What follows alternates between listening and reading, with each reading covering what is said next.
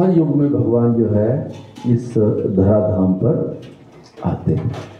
भगवान गीता में कहते हैं परित्राणाय साधुनाम विनाशाय च दुष्कृताम धर्म संस्थापनार्थाय संभवामि युगे युगे।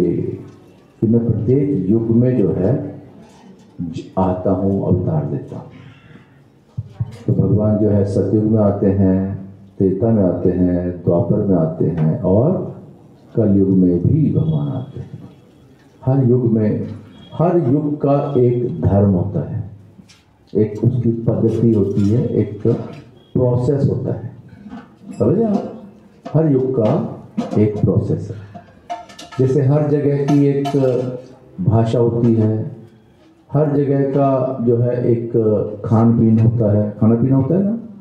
साउथ में इडली सांभर डोसा ये सब ज़्यादा चलता है, राइस प्रोडक्ट्स। नॉर्थ इंडिया में क्या चलता है? माँ की दाल, राजमा, छोले, शाही पनीर और भटूरे, है ना, सरसों का साग। लेकिन साउथ में नहीं चलता। आप तो कहे भाई साउथ में तो अलग क्यों? क्योंकि वहाँ की जो वातावरण है, वहाँ की जो जलवायु है, उसकी कुछ अलग डिमांड्स हैं, यहाँ की रिक्वायरमेंट्स अलग हैं।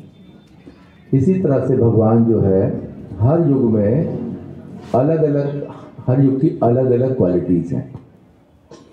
इस युग में जो लोग हैं उनकी क्वालिफिकेशंस अलग हैं। आप जानना चाहेंगे कि उनकी क्या योग्यताएं हैं?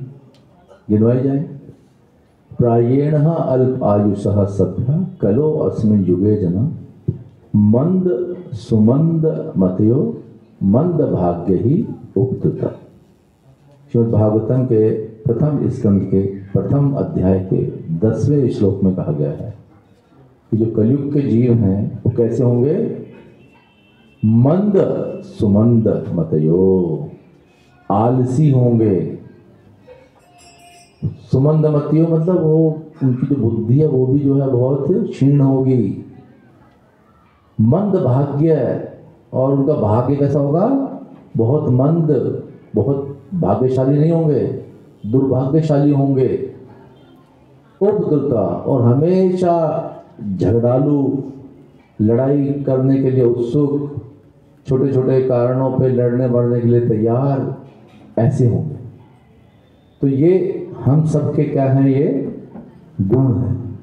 आप सुनिए, जैसे सतयुग में लोगों का गुण था कि वो स्वच्छ रहते थे, सतोगुण में रहते थे, शांत रहते थे, लड़ाई झगड़ा नहीं करते थे ज़्यादातर लोग, जो सुर कटे।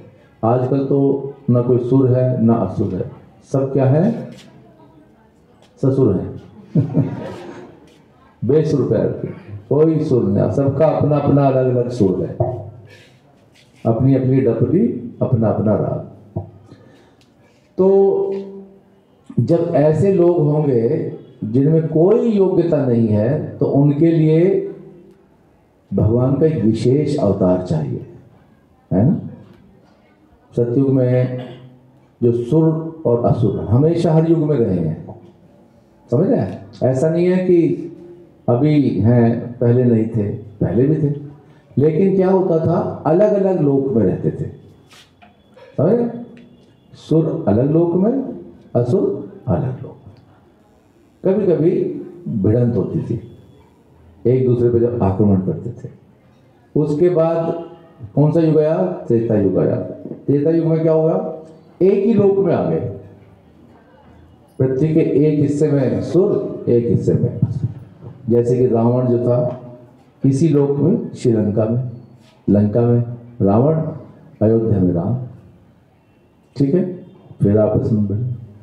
उसके बाद द्वापर आया तो एक लोक को छोड़ के क्या हुआ? एक ही शहर में आ गए, कंस और कृष्ण। वहीं मथुरा में कंस और वृंदावन में श्री कृष्ण। एक ही शहर है, एक ही स्टेट है, एक ही जगह आ गए। अब कलयुग आया, अब कहाँ जाएंगे? दो लोकों से तो, अलग अलग लोकों से तो एक लोक में आए, एक लोक से जो है फिर क्या हुआ? अलग अलग शहरों में आ गए, अलग अलग, एक ही लोक के अलग अलग जगह पे आ गए। उसके बाद क्या हुआ? एक ही शहर में आ गए। अब कलयुग में एक ही व्यक्ति के अंदर आ गए, यहीं पे सुर आ गए, यहीं पे असुर आ गए। पता है कैसे? रावण भी यही है, हिरण्यकश्यप भी यही है, हमने पाल रखे हैं, हृदय में है, काम क्रोध लोभ मोह मद मत्सर्य के रूप में। अब इन असुरों का वध कैसे पॉसिबल है? तीर चला के, बाण वाण चला के, तलवार से काट दिया जाए,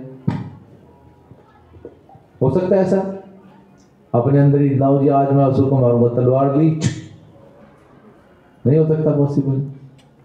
तो इसलिए भगवान जो है तीर चलाने के लिए नहीं आ सकते। अब भगवान क्या आएंगे कि जो हमारी राक्षसी मानसिकता है उसका विनाश करने के लिए। तीर से, तलवार से, खंजर से नहीं मारेंगे हम राक्षसों को, मार ही सकते क्योंकि हमारे अंदर ही है। पहले अलग अलग थे, अलग अलग है तो मार सकते हैं, लेकिन जब व्यक्ति के अंदर ही हो गया तो बचेगा कौन? फिर तो बचेगा। अगर सबका संहार कर देंगे भगवान तो सब गए, फिर कौन बचने वाला है? तो इसलिए भगवान ने एक ऐसा अवतार लिया चैतन्य महाप्रभु के रूप में, जिन्हें हम गौरांग महाप्रभु भी कहते हैं, कि वो हमें वो खजाना देने आए, प्रेम का खजाना, भगवान के नाम का खजाना। हरे कृष्णा कृष्ण कृष्ण हरे हरे, हरे राम राम राम हरे हरे। तो भगवान ने बहुत करुणा, जब भगवान ने बहुत करुणा कर दी होती है जीवों पे, तो वो चैतन्य महाप्रभु के रूप में आते हैं। तो वही भगवान श्री कृष्ण हैं जो द्वापर में आए थे, और कलयुग में वही कृष्ण जो है गौरांग महाप्रभु के रूप में आए। और जो बलराम जी थे द्वापर के, वो किस रूप में आए? नित्यानंद प्रभु के रूप में। समझे? तो जो नित्या बोल रहे, जय श्री कृष्ण चैतन्य प्रभु नित्यानंद श्री अद्वैत गदाधर शिवासादि गौर भक्तवृंद। तो कृष्ण और बलराम जो हैं वो किस रूप में आए? चैतन्य महाप्रभु और नित्यानंद प्रभु के रूप में। तो अभी जो नित्यानंद प्रभु हैं, जो इस गौर लीला में नित्यानंद हैं बलराम जी, उनका तिरोभाव दिवस है, उनका आविर्भाव दिवस है 22 फरवरी को। कब है? 22 फरवरी को उनका जन्मदिन। जैसे बलराम जयंती मनाते हैं ना, तो यहाँ पे हम मनाएंगे नित्यानंद त्रयोदशी। तो 22 फरवरी को पंजाबी बाग में मंदिर में प्रोग्राम रहेगा, लेकिन सेंटर पे हम कब मनाएंगे? 25 फरवरी को। उन्हीं भगवान नित्यानंद का, बलराम जी का। और बलराम जी जो है क्या है? वो गुरु तत्व है। भगवान श्री कृष्ण सेव्य भगवान कहे जाते हैं और बलराम जी सेवक भगवान कहे जाते हैं। उसी तरह से चैतन्य महाप्रभु सेव्य भगवान है और नित्यानंद प्रभु कौन है? सेवक भगवान है, जो गौरांग महाप्रभु की उनकी लीलाओं में तरह तरह से सेवा करते हैं। आप समझे? जैसे बलराम जी जो है भगवान श्री कृष्ण की सेवा में लगे रहते हैं, उसी तरह से नित्यानंद प्रभु गौर लीला में गौरांग महाप्रभु की सेवा करते हैं। और वो जो है बिल्कुल भी कोई हेजिटेशन नहीं है, कोई भी सेवा करने के लिए हमेशा तत्पर रहते हैं। सेव्य भगवान होते हैं जिनकी सेवा की जाती है। सेवक भगवान की सेवा कौन करेगा? तो भगवान अपना ही एक्सपेंशन करते हैं, अपना विस्तार करते हैं बलराम जी के रूप में। तो वही जो है भगवान कृष्ण में और बलराम में कोई अंतर नहीं है। उसी तरह से चैतन्य महाप्रभु में और नित्यानंद प्रभु में कोई भी अंतर नहीं है, दोनों एक ही हैं। जो इनमें भेद करता है वो बहुत बड़ा दुष्ट है, पाखंडी है, पाषंडी है। चैतन्य महाप्रभु और नित्यानंद प्रभु अभिन्न हैं, बस भूमिका अलग अलग है। और वैसे भी दोनों छन्न अवतार हैं, छुपे हुए अवतार हैं। शास्त्रों में प्रत्यक्ष रूप से नहीं परंतु अप्रत्यक्ष रूप से अनेकों अनेक शास्त्रों में भविष्यवाणियां हैं कि ऐसे ऐसे नवद्वीप में शची माता और जगन्नाथ मिश्र के यहाँ पर चैतन्य महाप्रभु होंगे विशंभर, और नित्यानंद प्रभु कहाँ हुए थे? एक चक्र धाम में।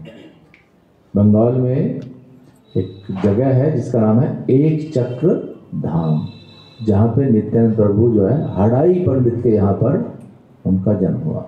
तो विस्तार से हम चर्चा करेंगे 25 तारीख को नित्यानंद प्रभु के विषय में, उनकी लीलाओं के विषय में। तो अभी बस केवल हमें यही समझना है कि नित्यानंद प्रभु जो है वो साक्षात बलराम हैं, दाऊ जी हैं। वो कौन है? दाऊ जी। वो कोई ऐसे ही नहीं है कि भाई वो नित्यानंद नित्य आनंद में रह रहे, जो भगवान के प्रेम में हमेशा आनंद में रहते हैं। क्योंकि हमेशा आनंद में रहने का कारण क्या है?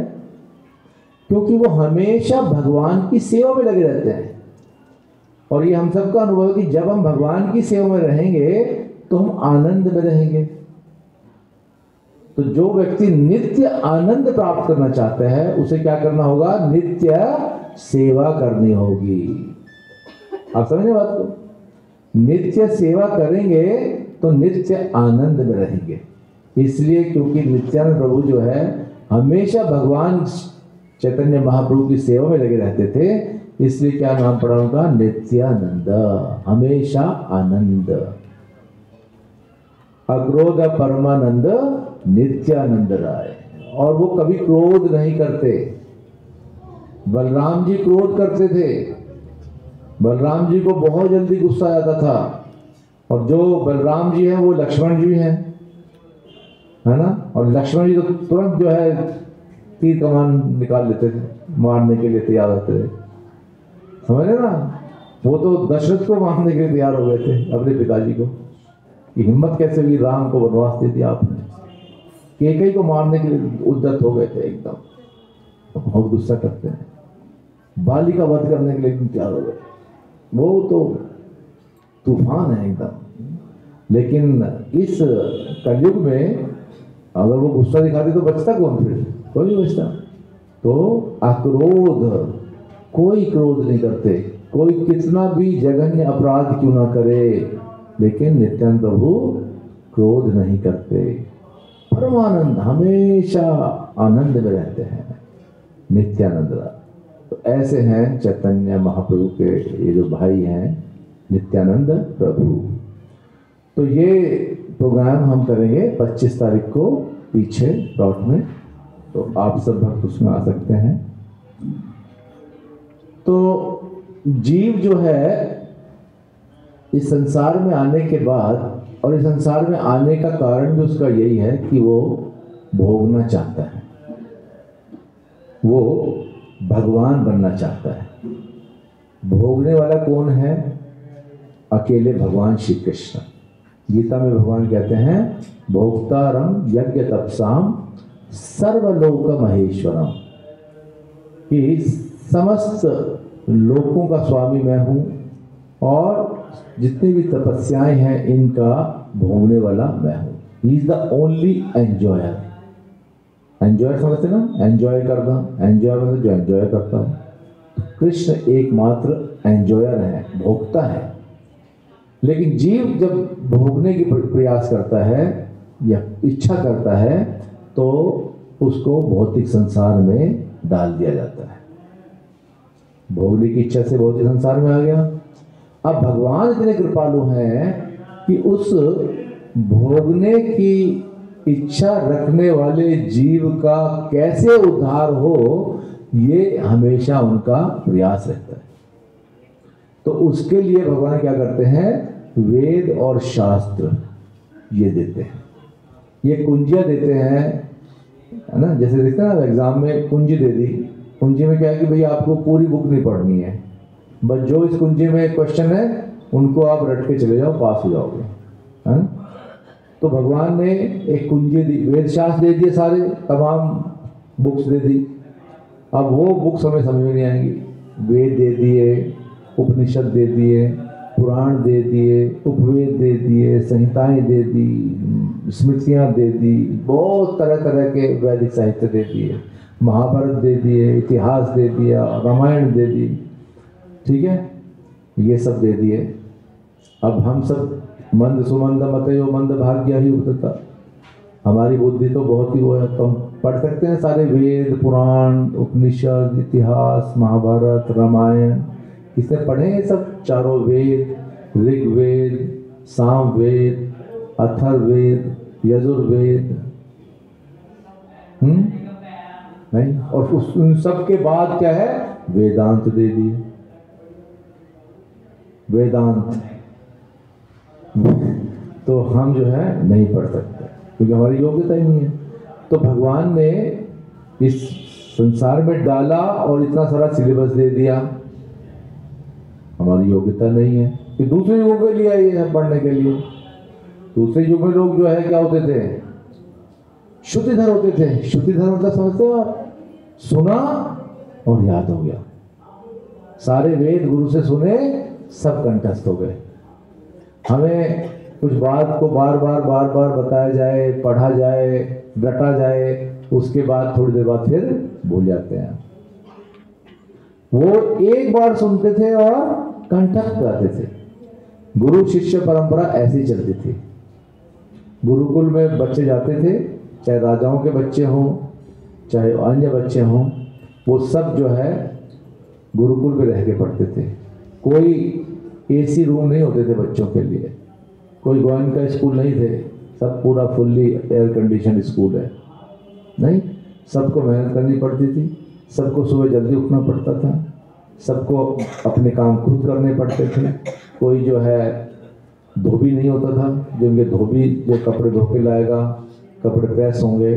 सब गुरुकुल में लंगोट बांधते थे, बिल्कुल सिंपल लिविंग, हाई थिंकिंग, समझते। सब चोटी रखते थे, पता है ना आपको, गुरुकुल में। लेकिन आजकल जो है ये सब लुप्त हो गई हैं चीजें, इसलिए जो है क्योंकि ये कलयुग के लक्षण है। तो भगवान जानते थे कि इनकी कोई योग्यता नहीं है, ये ऐसे कुछ तपस्या नहीं कर पाएंगे। तो उन्होंने एक हमें कुंजी दी, ठीक है ना। और कुंजी दी, हरे नाम हरे नामेव केवलम, कलो नास्ते नास्ते नास्ते वतिरंजिता। हरे कृष्णा कृष्ण कृष्ण हरे हरे, हरे राम राम राम हरे हरे। ये ऐसी कुंजी है जो इस जेल से हमें बाहर निकाल सकती है। हमें कोई आवश्यकता नहीं है अन्य शास्त्रों को पढ़ने की, वेदों को पढ़ने की, वेदांत पढ़ने की। ये एक रहस्य है।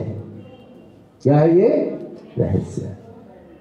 नैमिषारण्य में शौनक आदि ऋषि ने सूत गोस्वामी से पूछा कि हमें समस्त शास्त्रों का सार बताइए।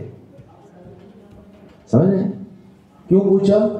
उनको तो सार पता था, लेकिन कलयुग के जीवों के लिए वो पूछना चाह रहे थे कि कलयुग में जब आप बता रहे हो कि उनकी जो है बुद्धि बहुत ही कम होगी, उनकी याददाश्त, उनकी स्मरण शक्ति भी बहुत क्षीण होगी और उनमें कोई योग्यता नहीं है, तो ऐसे में समस्त शास्त्रों में तो अलग अलग तरह के निर्देश हैं।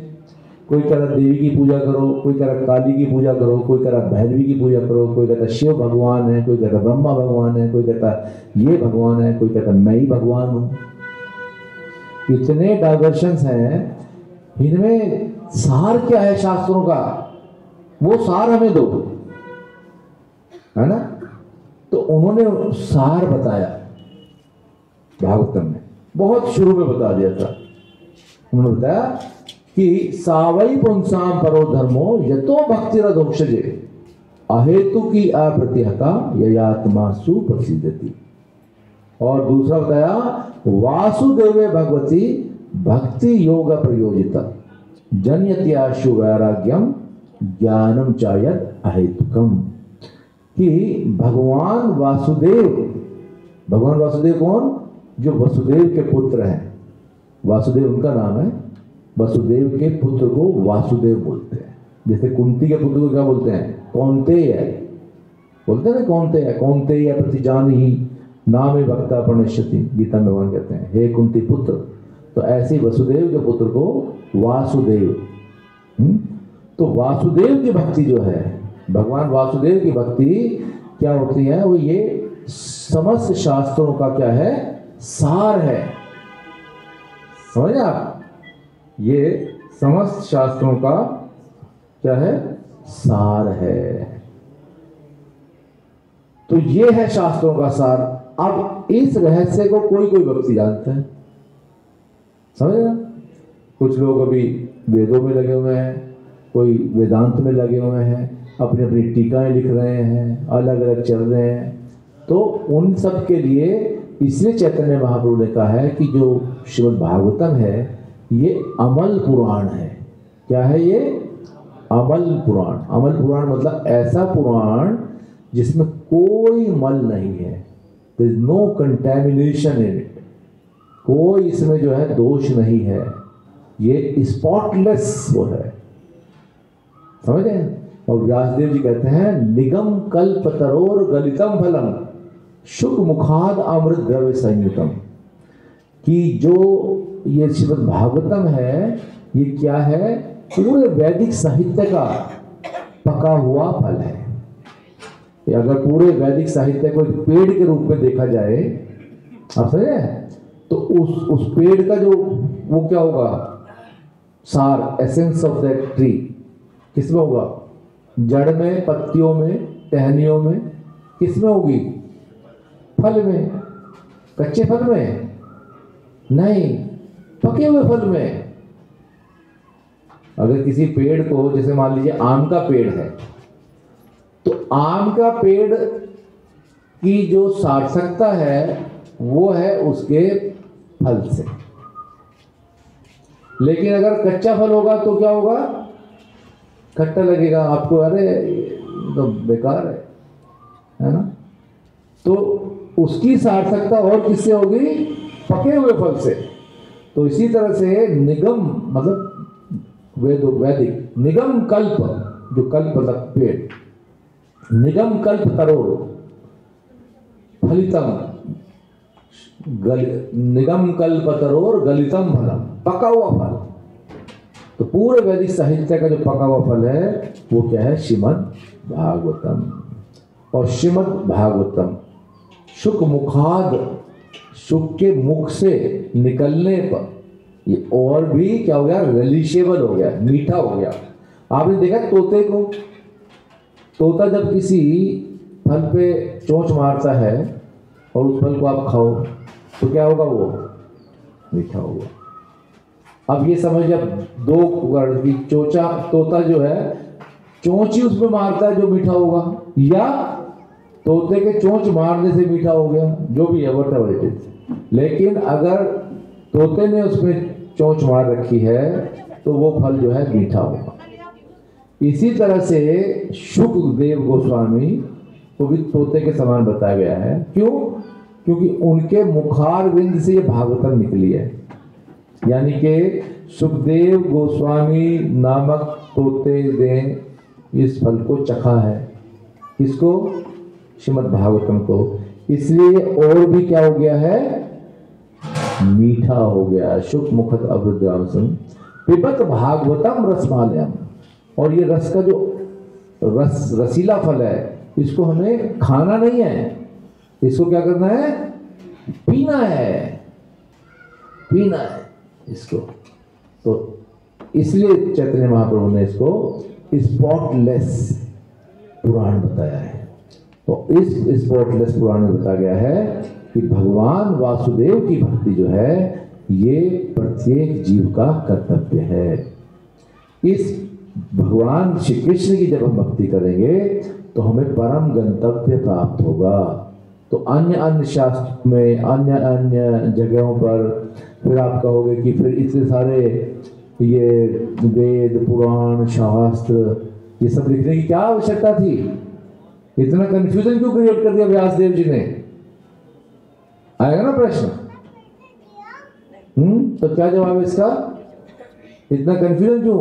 कहीं कह रहे हैं कि शिव पुराण में शिव जी को बता रहे हैं, और उसमें दुर्गा पुराण में दुर्गा को, कहीं कुछ कहीं कुछ कहीं कुछ, और भागवत में कृष्ण को बता रहे हैं। तो फिर क्यों बता रहे हैं? क्योंकि इस संसार में अलग अलग क्वालिटीज के लोग हैं। कोई तमोगुणी है, कोई रजोगुणी है, कोई मिक्स है तमोगुण रजोगुण का, कोई सतोगुणी है, कोई सतोगुणी और तमोगुणी का मिक्सचर है, कोई रजोगुण और तमोगुण का, बड़ा परमोटेशन कॉम्बिनेशन है बहुत सारे, समझ रहे? तो ये जो भागवतम पुराण है ये है सतोगुणी लोगों के लिए, समझे? किसके लिए है ये? सतोगुणी लोगों के लिए है। इसलिए ये जो है पका हुआ फल है। बाकी जो तमोगुणी व्यक्ति को आप कहोगे, मान लीजिए एक व्यक्ति है बहुत नशे में है, उससे कहो आपको जो है फास्टिंग करनी है एकादशी की, कर लेगा वो? नहीं करेगा। अरे खाओ पियो ऐश करो, तुम क्या पड़ा रहेगा, सोता रहेगा। उसे कहो आपको सुबह 4 बजे स्नान करना है, करेगा? एक तमोगुणी व्यक्ति से क्या अपेक्षा कर सकते हैं आप? तपस्या कर सकता है वो? नहीं कर सकता। रजोगुण व्यक्ति को कहो आपको शांति पूर्वक बैठ के माला करनी है भगवान की, यार क्या रजोगुण की पहचान पता क्या होती है? बहुत ज्यादा इच्छाएं हों, बहुत ही इच्छाएं, एक से बढ़कर एक से बढ़कर एक, अभी ये करना है, ये करना, भाग दो, उछल कूद, उसे कहो बैठ जाओ। आपने देखा कुछ बच्चों के रजोगुणी, बच्चे तो सारे रजोगुण होती हैं, इधर से उधर उधर से उधर, जितना कहो बैठो उधर भागेगा नहीं। तो ऐसे लोगों के लिए जो है अलग अलग तरह की चीजें हैं कि चलो ठीक है इसको भी भगाओ। रजोगुणी व्यक्ति के लिए अलग तरह के वो है निर्देश। तमोगुणी व्यक्ति के लिए यह है कि चलो ठीक है तुम जो है यज्ञों के हिसाब से यज्ञ करो, ठीक है आप जैसे काम कर्मों में लगे रहो, तमोगुणी रजोगुणी, लेकिन कुछ कुछ कुछ कुछ कुछ कुछ क्या करो, थोड़ा बहुत दान करते रहो, एक दिन ऐसा आएगा कि तुम शुद्ध भक्ति में आ जाओगे। तो इसलिए उन्होंने जो है हर एक वर्ग के लोगों को कैटर करने के लिए अलग अलग तरह के ग्रंथ किए। तो बहुत बड़ी कृपा है व्यासदेव की, क्योंकि इससे क्या सभी का उद्धार होगा। एक रजोगुणी व्यक्ति से कहो कि ठीक है तुम बहुत काम करो, लेकिन अपने काम का थोड़ा सा फल जो है भगवान को दे दो, तो ये बात तो समझ में आएगी। तो आप जो है 1 लाख रुपए कमा रहे हो, तो चलो 10 रुपए जो है भगवान को भी दे दो, कोई नो प्रॉब्लम, बाकी तो मेरे हैं। अब उसे कहोगे यार तू अब नौकरी छोड़ दे, संन्यास ले ले, वो नहीं करने वाला, वो गया तो अपने काम में करेगा, नहीं करेगा। तो इसलिए व्यासदेव ने सभी वर्गों के लोगों पर कृपा करने के लिए क्या किया, तरह तरह के जो है ग्रंथ रचे, कुछ तमोगुणी लोगों के लिए, कुछ रजोगुणी लोगों के लिए और कुछ सतोगुणी लोगों के लिए। और इन सब में बताया इदम भागवतम नाम पुराणम ब्रह्म संहितम। ये जो भागवत नामक पुराण है, श्रीमद् भागवतम, ये जो है ये स्वयं भगवान के साहित्यिक अवतार व्यासदेव ने लिखा है। व्यासदेव ने अन्य भी लिखे हैं, और इसमें क्या है कि निशेषा, ये लोगों का परम कल्याण करने वाला है। तो इसीलिए चैतन्य महाप्रभु कहते हैं कि श्री चैतन्य क्या है, वो चैतन्य श्री अद्वैत गीता हरि गुरु वैष्णव भागवत गीता। भागवत और गीता इन दोनों को बेस बनाकर हमें चलना होगा। तो अगर जीवन में हमें सफलता प्राप्त करनी, आध्यात्मिक जीवन में सफलता प्राप्त करनी है, तो क्या करना होगा, हमें भगवत गीता और श्रीमद् भागवतम को अपने जीवन का आधार बनाना होगा। और जब हम ऐसा करेंगे तो फिर हमें पूर्ण रूप से आनंद की प्राप्ति होगी, जिसके लिए कि हम इस संसार में घूम रहे हैं। योनि, हर योनि में हमारा एकमात्र उद्देश्य यही है कि हमें आनंद मिले, हमें आनंद मिले, हमें आनंद मिले। लेकिन वो आनंद कैसे मिलेगा, जब हम भगवान की भक्ति करेंगे। ठीक है, तो किसी का कोई प्रश्न या टिप्पणी है तो कर सकते हैं, फिर आरती करते हैं। ठीक है, चलो।